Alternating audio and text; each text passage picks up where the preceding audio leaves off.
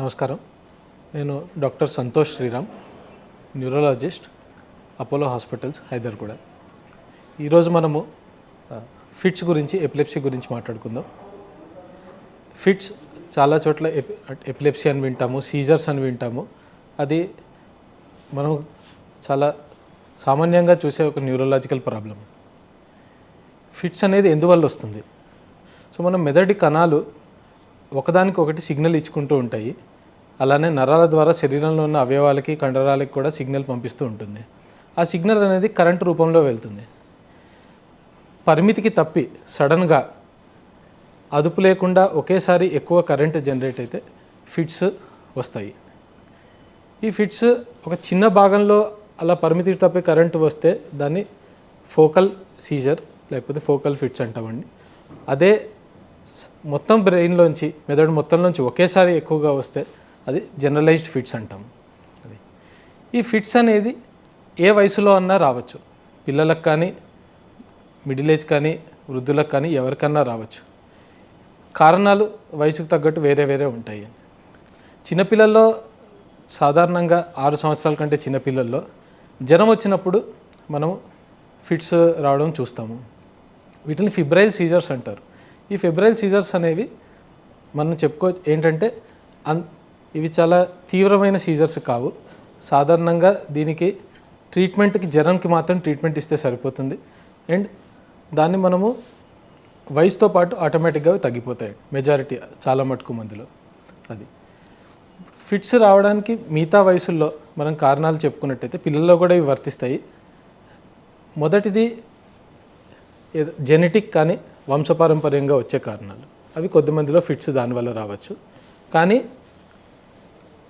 చాలా శాతం మందిలో ఫిట్స్ అనేది వేరే అక్వైర్డ్, అంటే బయట నుంచి మెదడుకి వచ్చే ప్రాబ్లమ్స్ వల్ల ఫిట్స్ వస్తాయి. ఫర్ ఎగ్జాంపుల్, బ్రెయిన్కి ఇన్ఫెక్షన్ అయింది, టీబీ వచ్చింది, లేకపోతే తలకి దెబ్బ తగిలింది యాక్సిడెంట్ల వల్ల, లేదా మెదడులో గడ్డలు కానీ ట్యూమర్లు కానీ వచ్చాయి, పక్షవాతం వచ్చిన తర్వాత కూడా కొద్దిమందికి ఫిట్స్ వస్తుంది.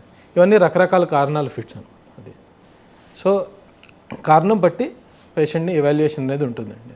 అది ఫిట్స్ ఒకవేళ మనము ఎక్కడైనా ఎవరినన్నా ఫిట్స్ వస్తూ చూసాము అనుకుంటే మనం ఏం చేయాలి? ఫిట్స్ వచ్చినప్పుడు ఎవరికన్నా ఫస్ట్ థింగ్ మనము భయపడకూడదు. అది ఆ వ్యక్తి ఏదన్నా ప్రమాద స్థితిలో ఉన్నాడు అంటే, మంట పక్కనో, నీళ్ళ దగ్గరో, లేకపోతే చుట్టుపక్కల ఏమైనా వస్తువులకి దెబ్బ తగిలేటట్టు అలా ఉంటే వాళ్ళని కొంచెం సేఫ్ ప్లేస్కి షిఫ్ట్ చేయాలి, లేకపోతే ఆ వస్తువులు చుట్టుపక్కల నుంచి తీసేయాలి.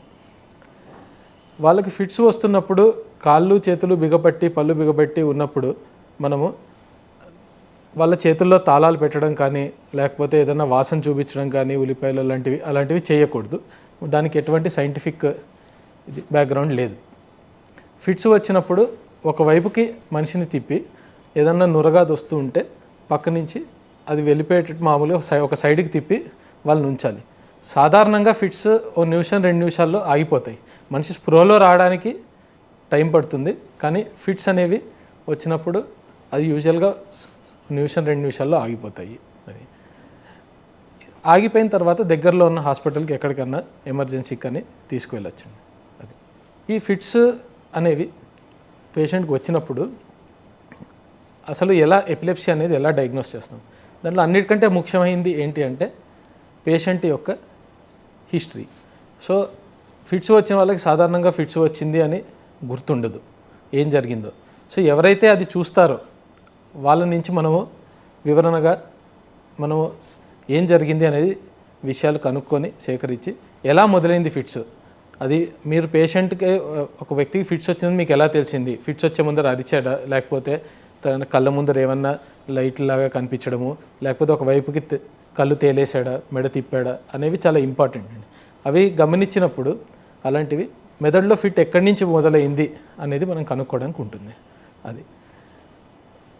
ఈ వివరణ సేకరించిన తర్వాత మనం సాధారణంగా పేషెంట్లకి ఎంఆర్ఐ స్కాన్ ఇంకా ఈఈజీ అని చేయిస్తామండి. ఇప్పుడు ఎలాగైతే గుండెకి ఈసీజీ చేయిస్తారో గుండె యొక్క కరెంట్ని చూడడానికి, అలానే మెదడుకి ఈఈజీ అని వైర్లు పెట్టి చేస్తారు. అది మెదడులో ఉన్న కరెంట్లు అవి చెప్తుంది.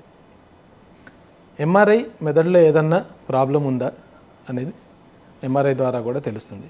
ఇవి బేసిక్గా ఫిట్స్ వచ్చిన చాలా శాతం పేషెంట్స్లో ఈ 2 టెస్టులు అయితే చేస్తాము. దాని తర్వాత పేషెంట్ యొక్క లక్షణాలు హిస్టరీ బట్టి పై టెస్టులు ఉంటాయి. అయితే ఇక్కడ ఎంఆర్ఐ నార్మల్ ఉంది, ఈఈజీ నార్మల్ ఉంది, అయినా నాకు ఫిట్స్ వస్తాయా అనే ప్రశ్న చాలామందికి ఉంటుందండి. రావచ్చు. ఎంఆర్ఐ నార్మల్ ఉంటుందా, ఫిట్స్ రావచ్చు. ఈఈజీ అనేది మనము కొద్దిసేపు మాత్రం చేస్తాము. కొద్దిసేపు చేసినప్పుడు ఆ టైంలో ఫిట్స్ రాకపోతే దాంట్లో తెలిసే ఛాన్స్ కొద్దిగా తక్కువగా ఉంటుంది. So fits MRI EEG normal వచ్చినా కూడా ఫిట్స్ రావచ్చండి. సో వాటిని కన్ఫర్మ్ చేయడానికి మనం ఏమి చేయగలుగుతాము అంటే ఈ ఈఈజీ అనేది వీడియో ఈఈజీ అని ఉంటుంది. దాంట్లో ఎక్కువసేపు ఈఈజీ తీస్తాం. అంటే పేషెంట్ని ఈఈజీకి కనెక్ట్ చేసి వాళ్ళకి ఫిట్స్ వచ్చేలాగా వాళ్ళ మందుల్ని వాటిల్ని మనము తగ్గించి ఫిట్స్ వచ్చినప్పుడు వీడియో రికార్డింగ్ చేస్తూ అదే సమయంలో ఈఈజీ కూడా రికార్డ్ అవుతుంది. సో ఆ వీడియోలో వాళ్ళకి ఎలాంటి ఫిట్స్ వస్తుంది అని చూస్తూ అది ఈఈజీలో అదే ఏరియాల నుంచి వస్తుందా అని కోరిలేట్ చేసుకొని మనము ఎటువంటి ఫిట్స్ అనేది నిర్ధారించగలుగుతాం. అది చాలా మటుకు పేషెంట్స్కి ఫిట్స్ మందులతో కంట్రోల్ అవుతుంది చాలా బాగా. ఆల్మోస్ట్ 70% మందికి మందులతో ఫిట్స్ కంట్రోల్ అవుతాయి. అందులో ఎన్ని రోజులు మందులు తీసుకోవాలి అనేది ఫిట్స్ ఎందువల్ల వచ్చింది ఆ కారణం బట్టి ఉంటుంది. కొంతమందికి 1-2 సంవత్సరాల ట్రీట్మెంట్తో సరిపోతుంది. అదే ఫిట్స్ మెదడుకి వాపు కానీ మెదడు ఇన్ఫెక్షన్ వల్ల వచ్చింది అనుకుంటే అలాంటి కొన్ని కేసుల్లో 6 నెలల్లో కూడా 3 నుంచి 6 నెలలు ట్రీట్మెంట్ తీసుకున్నా సరిపోతుంది. అది మిగతా ఎవరికైతే మందులతో కంట్రోల్ లేదో వాళ్ళకు కూడా ట్రీట్మెంట్కి ఆప్షన్స్ ఉంటాయి. అందులో కొద్దిమందికి ఎపిలెప్సీ సర్జరీ అనేది చేయొచ్చు. ఈ ఎపిలెప్సీ సర్జరీ అనేది ఎవరికైతే మందులతో ఫిట్స్ కంట్రోల్ కావట్లేదో వాళ్ళకి మనము వీడియో ఈజీ ఇంకా ఎంఆర్ఐ చేసి మనము ఫిట్స్ ఒకవేళ మెదడులో ఒక చిన్న భాగం నుంచి వస్తుంది అని నిర్ధారించగలిగితే ఆ భాగము తీసేస్తే పేషెంట్కి బెనిఫిట్ బాగా ఉంటుంది. అది మాట కానీ లేకపోతే చెయ్యి కాళ్ళు నడిపే కేంద్రాలకి దూరంగా ఉన్నట్లు మనకి నిర్ధారించి ఆ భాగాన్ని తీసేసి వాళ్ళకి ఫిట్స్ అనేవి తగ్గించవచ్చు. ఎపిలెప్సీ సర్జరీ చేయలేని వాళ్ళకి మనకి ఇంకా వేరే ఆప్షన్స్ ఉంటాయి. వేగల్ నర్వ్ స్టిమ్యులేషన్ అని, అది కొద్ది కేసుల్లో చేయొచ్చు. చిన్నపిల్లల్లో సాధారణంగా మనము కీటో డైట్ అనేది కూడా కొన్ని ఫిట్స్కి సంబంధించిన ప్రాబ్లమ్స్లో ఇస్తాం. ఈ కీటో డైట్ అనే దాని ద్వారా కూడా కొద్దిగా ఫిట్స్, కీటోజెనిక్ డైట్ అది ద్వారా కూడా మనము ఫిట్స్ కొద్ది మందిలో కంట్రోల్ చేయడం జరుగుతుంది. సాధారణంగా పిల్లల్లో వాడతాం అది. ఈ ఫిట్స్లో కొన్ని స్పెషల్ గ్రూప్స్ మనం గుర్తుపెట్టుకోవాల్సింది, పర్టికులర్లీ ఆడవాళ్ళకి ప్రెగ్నెన్సీ టైంలో మనము ప్రెగ్నెంట్ అవ్వాలనుకుంటున్న ఆడవాళ్ళు ప్లాన్డ్ ప్రెగ్నెన్సీ చేసుకోవాలండి. వాళ్ళు కొన్ని నెలల ముందు ప్రెగ్నెంట్ అవ్వడానికి ప్రెగ్నెన్సీకి ప్లాన్ చేస్తున్నామని చెప్తే ఈ ఫిట్స్ యొక్క మందులు ఏవైతే ప్రెగ్నెన్సీకి అనుకూలంగా ఉంటాయో వాటి మీదకి వాళ్ళని షిఫ్ట్ చేయొచ్చు. ఎందుకంటే కొన్ని మందుల సైడ్ ఎఫెక్ట్స్ ప్రెగ్నెన్సీలో మంచివి కాదు కాబట్టి ఆ మందుల మీదకి మనం షిఫ్ట్ చేయొచ్చు.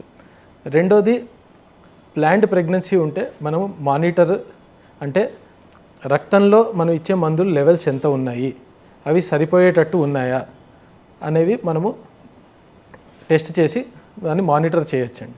ఎందుకంటే ప్రెగ్నెన్సీలో ఫిట్స్ వస్తే కాంప్లికేషన్, తల్లికి బిడ్డకి కాంప్లికేషన్స్ అయ్యే ఛాన్సులు ఉంటాయి కాబట్టి అవి జరగకుండా ఇవి మనం మానిటర్ చేసుకొని చూడొచ్చు. డోస్ మనం తగ్గడం కానీ పెంచడం కానీ అనేది చేయవచ్చు.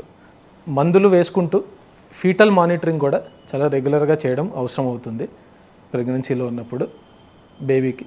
సాధారణంగా ఫిట్స్ ఉన్న ఆడవాళ్ళకి ప్రెగ్నెన్సీ నార్మల్గానే వాళ్ళకి డెలివరీ అవ్వడం కానీ అది జరుగుతాయండి. సో భయపడాల్సింది లేదు ముందరి నుంచే ప్లాన్ చేసుకుంటే. అది కొద్దిమంది ఆడవారికి పీరియడ్స్, మెన్సెస్ చుట్టుపక్కల, అంటే మెన్సెస్ టైం చుట్టుపక్కల ఫిట్స్ పెరిగే ఛాన్స్ ఎక్కువ ఉంటుంది. దాన్ని మనం క్యాటమీనియల్ ఎపిలెప్సీ అంటాము. ఫిట్స్ వచ్చే ఛాన్స్ ఉంటుంది. అలాంటి వాళ్ళకి ఈ పీరియడ్స్ చుట్టుపక్కల సమయంలో మనం ఎక్స్ట్రాగా మందులు ఇవ్వడం కానీ ఆ వారం డోస్ ఇవ్వడం కానీ అనేది చేస్తాము. సో ఫిట్స్ అనేది ఒక చాలా కామన్గా చూస్తుంటాం. దానికి కారణాలు అనేకం. ఆ కారణాలు బట్టి ట్రీట్మెంట్ అనేది ఉంటుంది. అండ్ ఫిట్స్ అనేది మనము దాదాపు భయపడకూడదు. ఫిట్స్ వల్ల ఎవరికన్నా ఫిట్స్ ఉంటే వాళ్ళు పడాల్సిన మెయిన్ జాగ్రత్తలు ఏంటి అంటే, మనము రాత్రి సరిగ్గా నిద్రపోవాలి. రోజు కనీసం 7-8 గంటలు నిద్రపోయేటట్టు ఉండాలి. ఈ మధ్యకాలంలో రాత్రి మొబైల్ ఫోన్స్ అవి చూడడము అది చేస్తారు. సో స్లీప్ డిప్రైవేషన్, నిద్ర సరిగ్గా పోకపోతే ఫిట్స్ వచ్చే ప్రమాదం వస్తుంది. రెండోది, మందులు తప్పనిసరిగ్గా టైంకి వేసుకోవాలి. 2 రోజులు వేసుకొని 3వ రోజు వదిలేస్తాను, ఒకరోజు గ్యాప్ వస్తుంది అంటే అవి ఫిట్స్ మళ్ళీ రికవర్ అయ్యే ఛాన్స్ ఉంటుందండి. అది. మూడోది, మోడరేట్ ఫిజికల్ యాక్టివిటీ, మంచి లైఫ్ స్టైల్ మెయింటైన్ చేయాలి. అవి చేస్తే ఫిట్స్ని మనము ఈజీగా కంట్రోల్ చేయొచ్చు. అండ్ మనకి ఈ ప్రాబ్లం ఉంది అని చెప్పి మనము మన ఆఫీసుల్లో కానీ స్కూళ్ళల్లో కానీ ఇళ్ళల్లో కానీ మనం భయపడి దాచిపెట్టకూడదు. దాని గురించి మనము అట్లీస్ట్ తెలిసిన వాళ్ళకి మనం చెప్పుకొని ఉంటే మనకు అవసరము అయినప్పుడు ఫిట్స్ వచ్చినప్పుడు వాళ్ళు ఎవరిని కాంటాక్ట్ చేయాలి, ఎలా మనకి హెల్ప్ చేయాలి అనేది వాళ్ళు ముందరే మనము ఆలోచించుకొని ఉంచుకోవచ్చు. అది. Thank you.